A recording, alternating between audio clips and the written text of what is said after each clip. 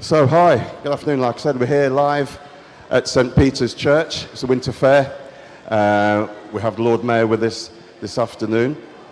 All right, worshipful Mr. George Cole. Welcome. Well, thank you for having me. No problem. Grateful for being here. No worries. So, if you could just tell us a bit about a bit of your background for us, and then we can, because obviously we're going out live, and the listeners can hear your achievements, and things you've done. A little bit of background. I'm from Jamaica, came to this country in '64, did some schooling here until I was 15, and then did some stuff trying to discover myself, because back then, 60s, 70s, life was pretty tough for black people here, and in particular young black men.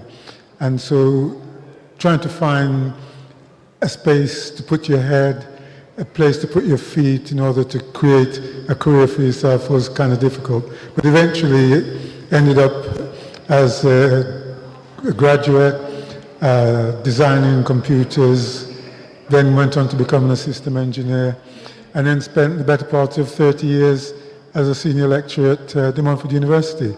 And that's me in a nutshell. Fair play.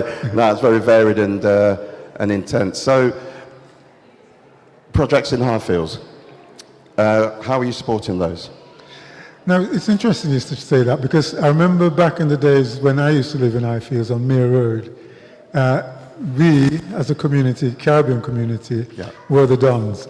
And so we control things, as it were. Yeah. But of course, as time went on, there's been an evolution, and we as black people haven't got the same intensity or the same amount of involvement in the area. Right. But so in terms of things, there's no specific project in the Highfields that I'm working on, but the projects that I have as my primary concern, there's an impact on black people, and clearly there's quite a few black people living in the Highfields still. So my big thing is sickle cell anemia, yes, and I'm supporting the Sickle Cell Society. Yeah. You'd be amazed at how little is known about sickle cell across the city. I mean, I thought everybody knew about sickle cell until you start to talk about it. People say, what's that? Yeah. And how does it affect you? And so I'm really keen to get an awareness out there for sickle cell. And so I've got stuff going on in schools, where I'm running a competition in schools where children design posters highlighting the effects of sickle cell, the drawbacks of sickle cell, and how it impacts on kids in school, how it impacts on people in terms of their everyday life. You know, you hear about the sickle cell crisis. What is that?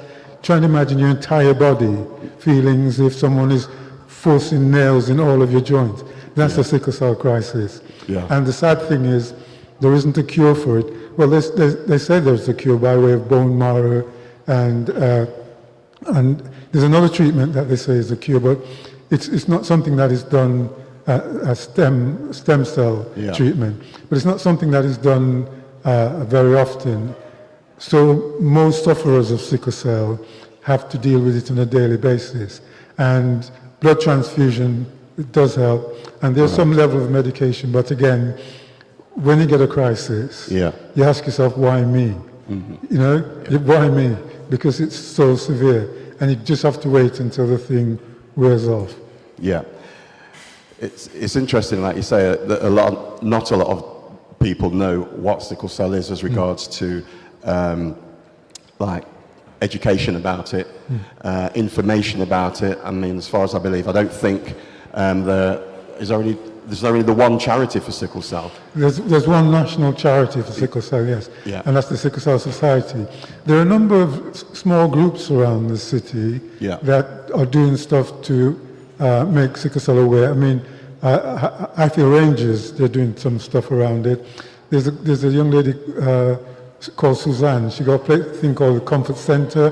They're offering support for sickle cell sufferers as well. Okay. But in terms of a body, an organization in the city that has it as their primary activity, there isn't one at the moment. There used to be one run by a woman by the name of Carol King. Okay. But she's ill at the moment as a consequence. Right. The society that was there isn't as active as it used to be.